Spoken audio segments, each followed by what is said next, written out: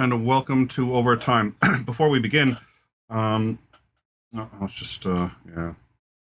All right, before we begin, I do want to remind people that we are splitting the channel. Overtime is going to be its own channel now, and that is, we're actually simul-streaming right now, simulcasting to both In Time and Overtime. We're going to wait until Overtime gets a few more subs. We'd like it to at least hit 100 before we do the split, but we are trying to get it to 100. If you haven't subscribed yet, and even if you think that maybe you're not going to be following Overtime, if you can sub at least for a little while to sort of help the channel get going, we'd appreciate it. But it's these Overtime shows are going to be simulcast to both channels for at least a little while, and then at some point we're going to make the split official just to make it easier for people who are interested in one content over another. So you will also see that the link is down below, link to the new Overtime channel. Yeah, the process, it really depends on once we have enough subs that we think that channel can sort of sustain itself, I think is part of the metric. And then the other metric is how long it takes for us to get much of the content over. We've gotten some of the content over, but porting thumbnails and all this other stuff, descriptions, it takes a little while. I can't just move it on YouTube. But honestly, I think the biggest indicator will be just the number of subs. So anyways, thank you all for joining us. It's going to be an interesting show tonight, I think. This country is at a crossroads when it comes to its civilian policing authority. Officers everywhere are examining themselves for answers to this problem that we as a country find ourselves in, and trying to answer the question, do we double down on militarizing the police force and resisting transparency in the name of our own safety against weaponized criminals? Or do we trust various agencies that are criticizing us and adopt a more open and non-confrontational approach? And I think there's been a lot of dialogue from officers and officers talking about their own experiences, and saying that I've heard many officers supported the verdict on the Derek Chauvin trial and thought he should be found guilty, but they were more concerned about what's the attitude going to be after that. And I think it's something we're all going to have to forge our way together. Some people have viewed the trial of Derek Chauvin as an example of a rogue officer being held accountable for his actions. Others see it as a sign that this country has turned against law enforcement. At least I should say these are I think many officer views.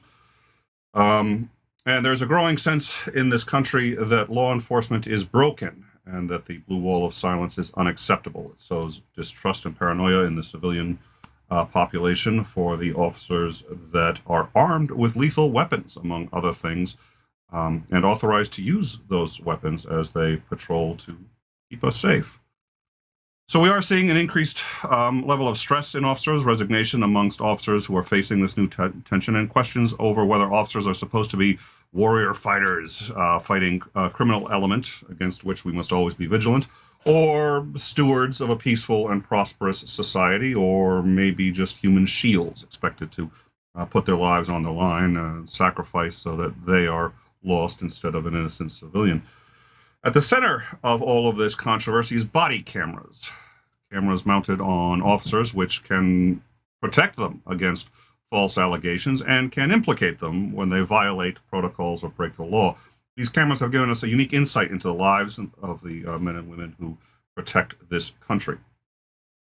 However, already since the Chauvin trial, we've seen multiple releases of body cam footage, which has shocked us.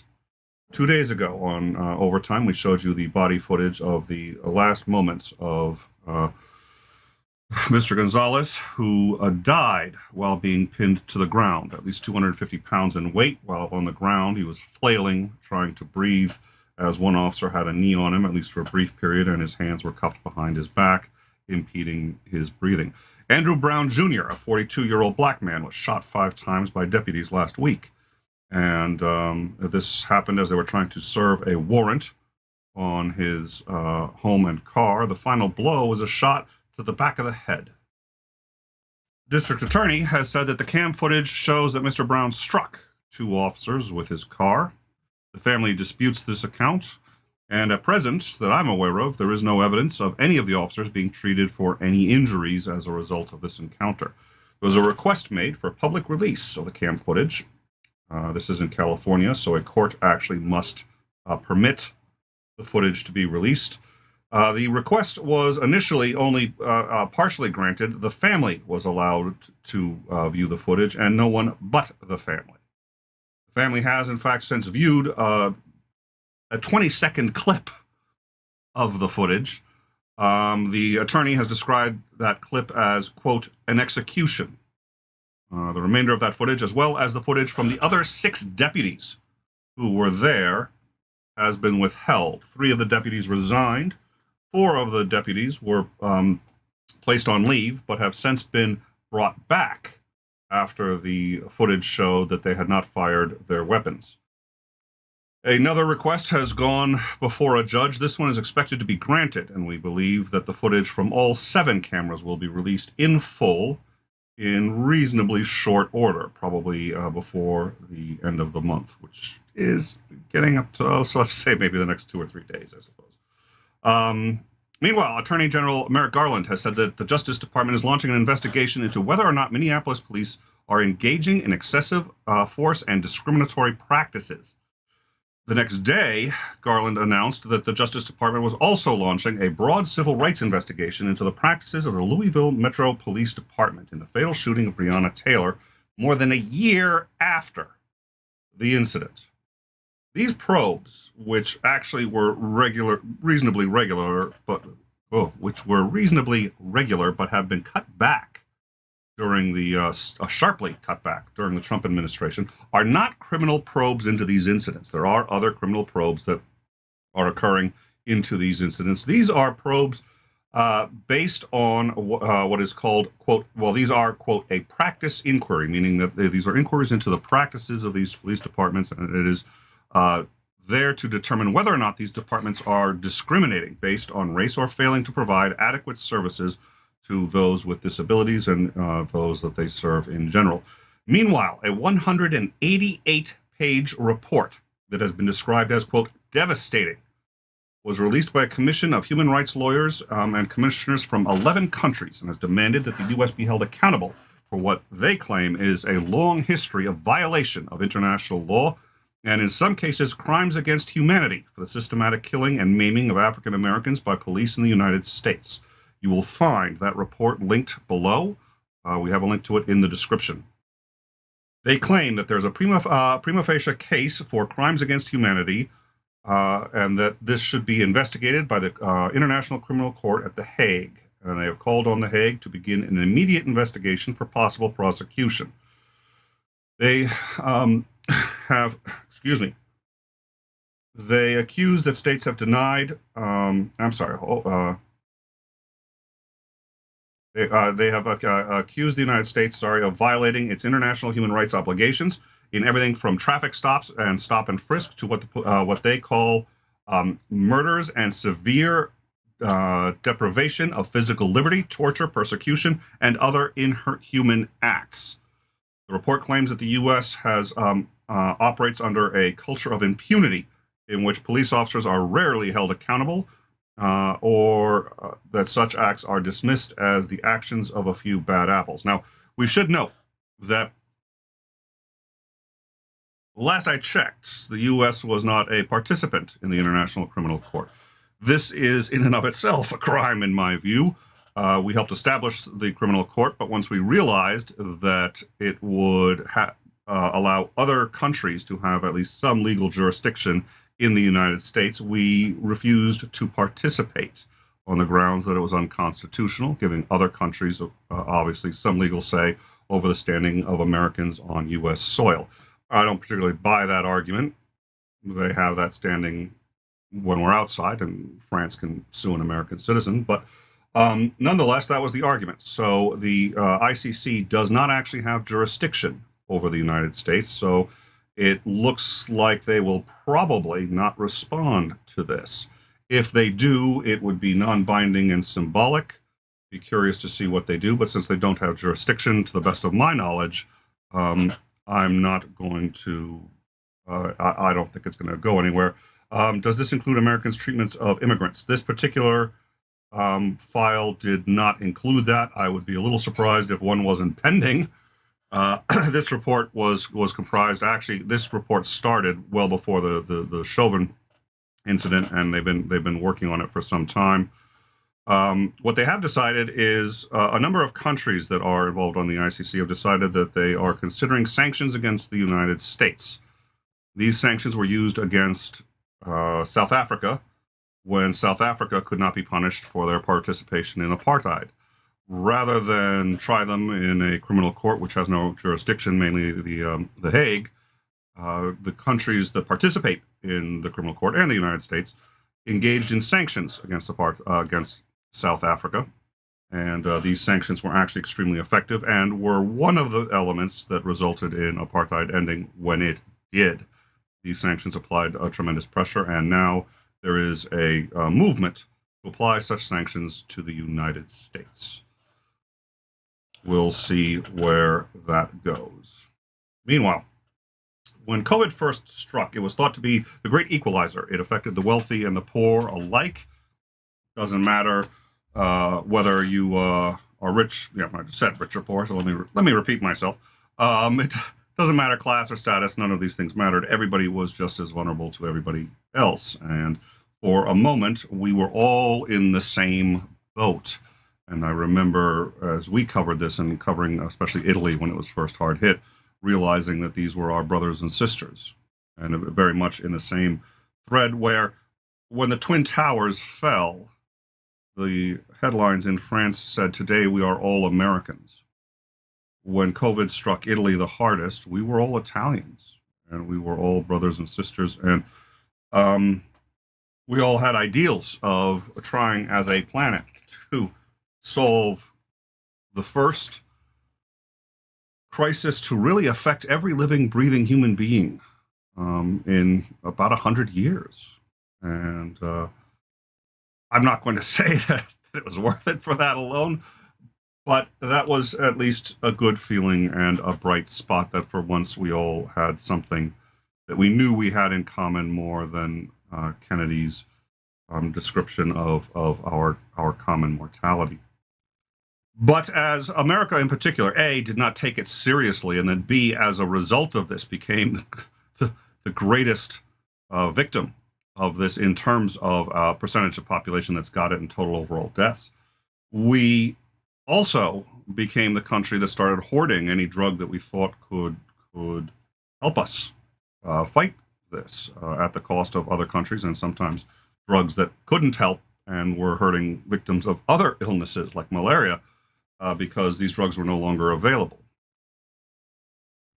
We now know that COVID does affect countries differently because countries like the United States has a 43% now of its population with the first, at least one of two vaccine shots. Great Britain is up to 64% of the population. But by contrast, India has only 8% of the population. Now, there are, in fact, many reasons for this, and people shouldn't just assume it is because of poverty or racism. I do think these things play a part, but you have to realize that, if I recall correctly, there's 1.8 billion people living in India. So they do need greater doses. But having said that, still, the population that has, and the number of doses that they've received is extraordinarily small. Now, the U.S. has committed to giving 60 million doses to be donated to countries that cannot afford their own. How much of that will go to India, we don't know. But if all of it went to India, that would still represent less than 3% of the doses outstanding that they need to protect their population. Now, right now, if you look at what's happening in India, it's pretty grim and it's awfully brutal. Hospitals are overwhelmed. They are overwhelmed in a greater number than the U.S. was. And I remember quite distinctly the U.S. starting to show significant fractures in its medical system. Texas, which had an average wait time of 12 minutes in the ER, went to 12 hours. If you were going to the ER for anything, if you had a heart attack, you had a 12-hour wait. That is now India, and that is through huge swaths of the country, not just individual states like happened in the U.S. And they don't have a first world infrastructure in these areas as we do. So it's affecting them far greater. Now, they are seeing currently the height of the exponential rise that we all see when this virus goes unchecked. And the problem is this. Right now, actually, despite the fact that things look very grim over there, they're not as bad as they could be by any stretch of the imagination because they actually have a smaller infection rate than most other countries. The problem is the growth, and the problem is the growth in a country that doesn't have the capacity to deal with it is already at its maximum medical capacity, and in a country that has 1.8 billion people. So at this point, if vaccinations at this rate is expected to take, as I recall, about 1.3 or 1.4 years at this rate to reach even a 60% vaccination rate in India, the amount of lives lost during that period of time, if this is unchecked, would be catastrophic. So India, a country that once was heralded as the quintessential sort of, I'm sorry, what's the word I'm looking for? Sort of as the model for how to deal with it, has now unfortunately fallen back. And despite having a reasonably low percentage of their population infected, at least compared to the United States, is at capacity. So I think I don't see at this point how we're going to be able to avoid a humanitarian crisis in India, and probably within the next couple of weeks. We've talked about the numbers and how they work briefly. You know, you get infected, you can carry it for, I think, as I recall, up to about 11 days before showing symptoms. You can infect people once you show symptoms. It's still another 2 weeks before it's likely to kill you if you're going to be one of the fatalities. So there's a lag period, and we are now at the head of a spike that is unchecked. So we will keep an eye on India. It's in a very difficult position. So, meanwhile, there's been an effort to recall California Governor Greg Newsom, and that effort has cleared the final hurdle, getting enough signatures now to put the recall on the ballot. Now, I've lived in California, so I've been through a lot of these. Recalls are frequent in California, given the nature of the state's special ballot system and how special elections and these recall initiatives work. I mean, they happen all the time. Indeed, this is the 6th recall attempt against Governor Newsom alone. The only successful attempt, however, and this is one of the arguments against this system, which is they have special elections to do this all the time, and they fail. It's a colossal waste of time. The only successful one was Governor Davis, who was replaced by Arnold Schwarzenegger, only in California. So we'll see. There's no, I haven't looked at any polling data as to the likelihood of this working, but we will see. We've also spoken about China's oppression and genocide of the, oh God, I still can't pronounce this correctly, Uyghurs, I think, through cultural retraining, forced relocation, imprisonment, and even murder. The U.S. declared in January that China was committing genocide against these people, and the United Kingdom, however, refused to do so, with Boris Johnson saying that, well, you know, we can't do it without, it's a parliamentary matter, and I can't do it alone. This was largely viewed as a dodge, a way to disagree with China's actions without actually having to offend a trading partner. The House of Commons has now disagreed and sent the only message they can send to Boris Johnson, which is a non-binding motion calling on the Prime Minister to fulfill his obligations under human rights law and declare China in violations of the human rights and engaging actively in genocide. Also, this week, we learned that the administration of Donald Trump blocked an investigation into why it withheld $20 billion in hurricane relief from Puerto Rico following one of the greatest natural disasters to hit the U.S. in 100 years. Hurricane Maria, which resulted in the death of at least 2,975 people, within striking distance of the number of people who died on 9/11. The HUD Office of Inspector General found an unprecedented number of new procedural hurdles and processes required for the approval of the disbursement of these funds, making it impossible for the HUD to release these funds on time. Former HUD Deputy Secretary Brian Montgomery said that he felt that the disaster relief funds were being held hostage deliberately by the Trump administration.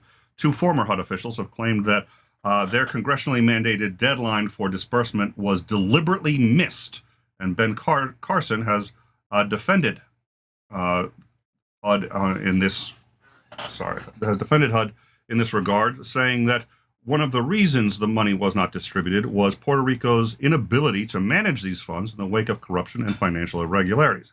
First of all, they were not permitted to make that decision. The funds had already been allocated. And second of all, those funds were actually diverted from Puerto Rico to Texas and Florida, both of which were states that had very similar corruption and financial irregularities.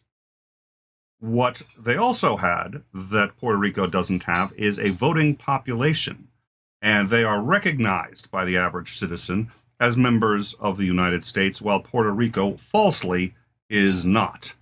There are still Americans who don't realize that if you're born in Puerto Rico, you're an American. You get an American passport. What you don't get is the right to vote for Congress or for president, unlike D.C., meaning that no matter how much money you send to Puerto Rico, you can't get them to vote for you. So at this point, it looks that these funds have been diverted to states that could vote Republican and might actually have an influence in that election. And again, Texas and Florida. Big shock.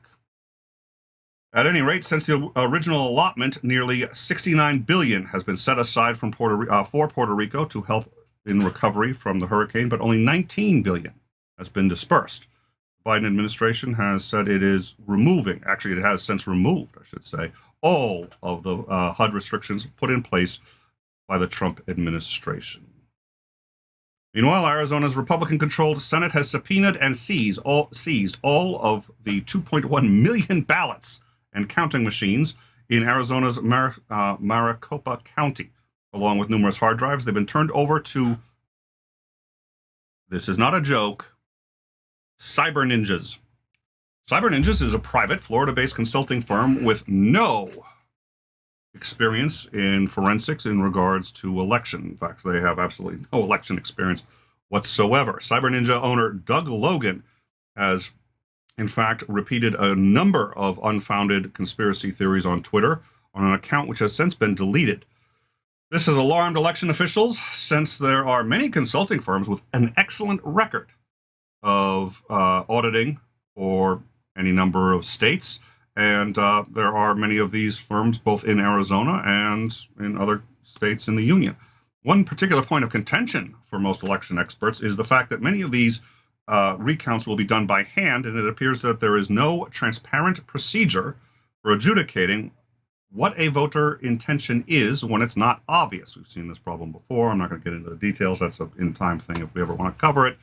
But suffice it to say, that gets tricky very quickly. Most of the observers are conservative and or Republican.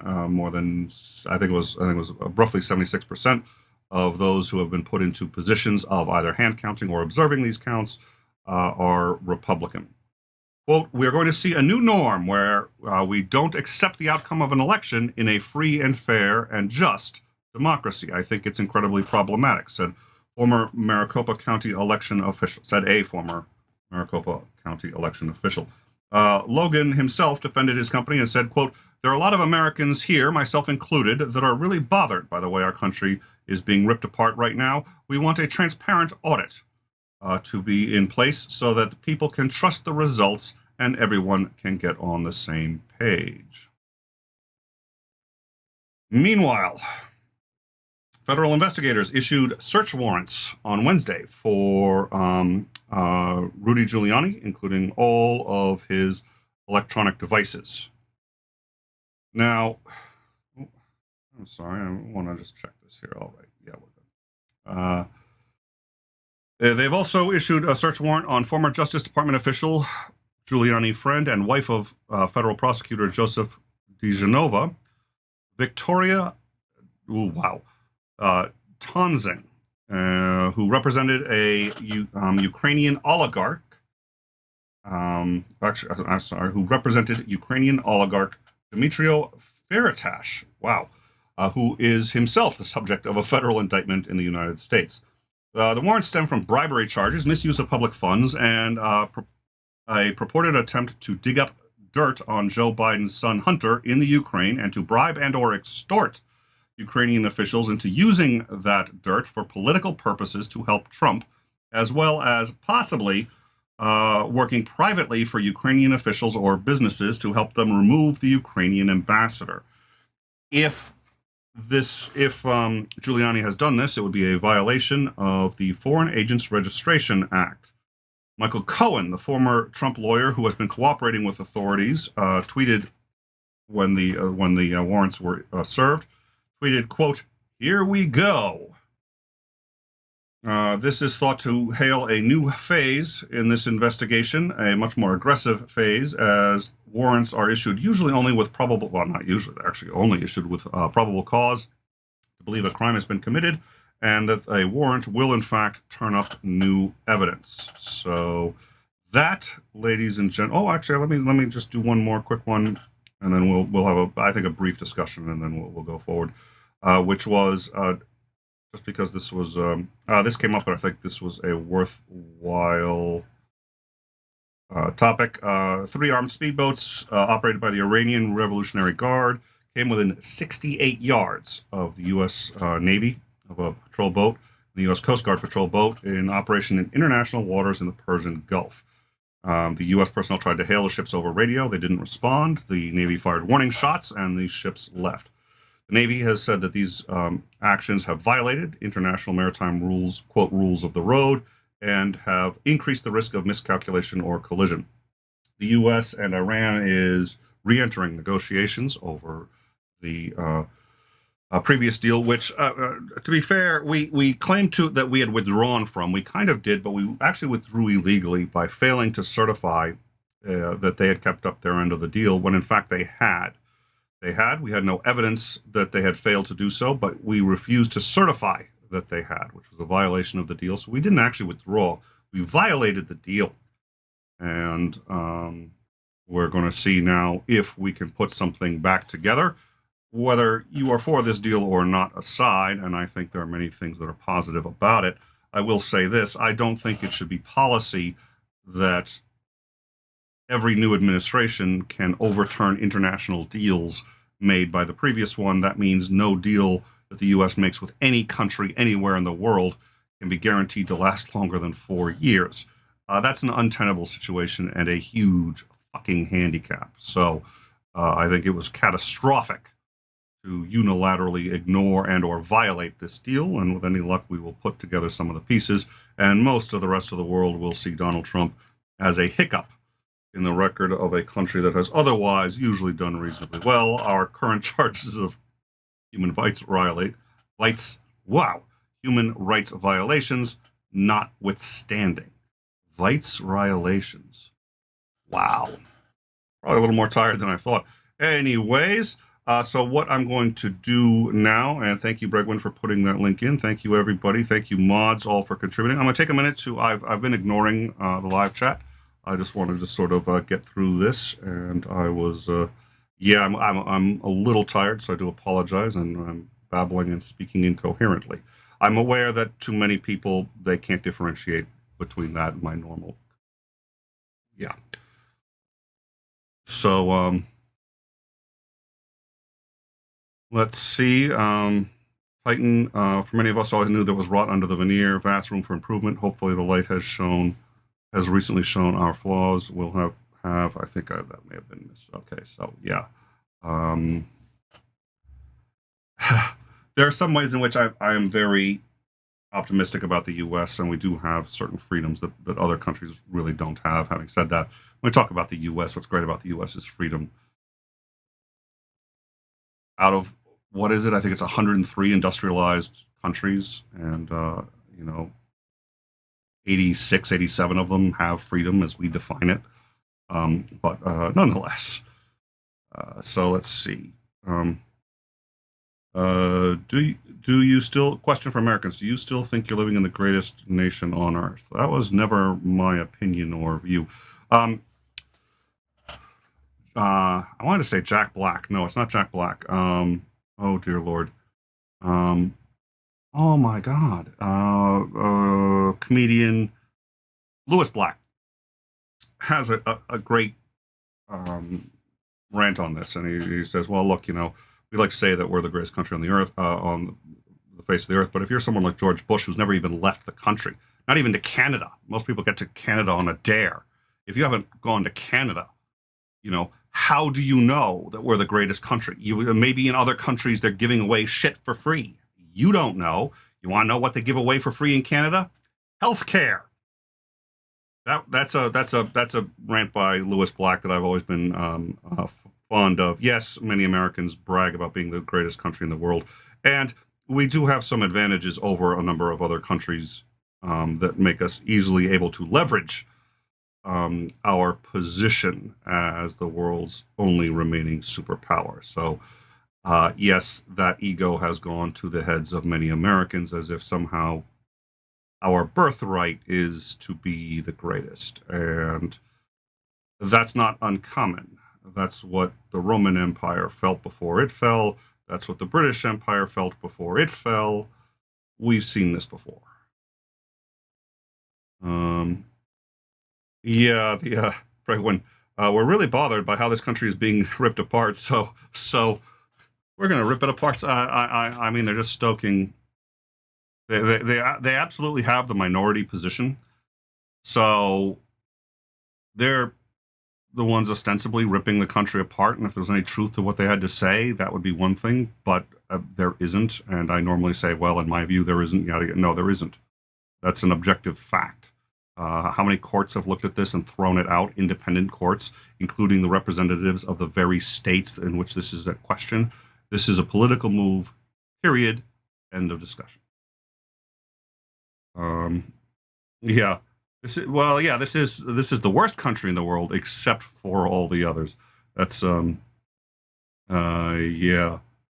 All right. Let's see. So I didn't see any tags, and since I've been actually trying to keep up with two different live chats, I think I'm gonna make I'm gonna have to sort of settle on one versus another. It's a little discombobulating too. Yes, I did get my voice back, which I'm thankful for. My wife is a little less thankful, so are many members of the YouTube community. But my voice has gotten back. Thank you. Let's see. Any ninja experience? No.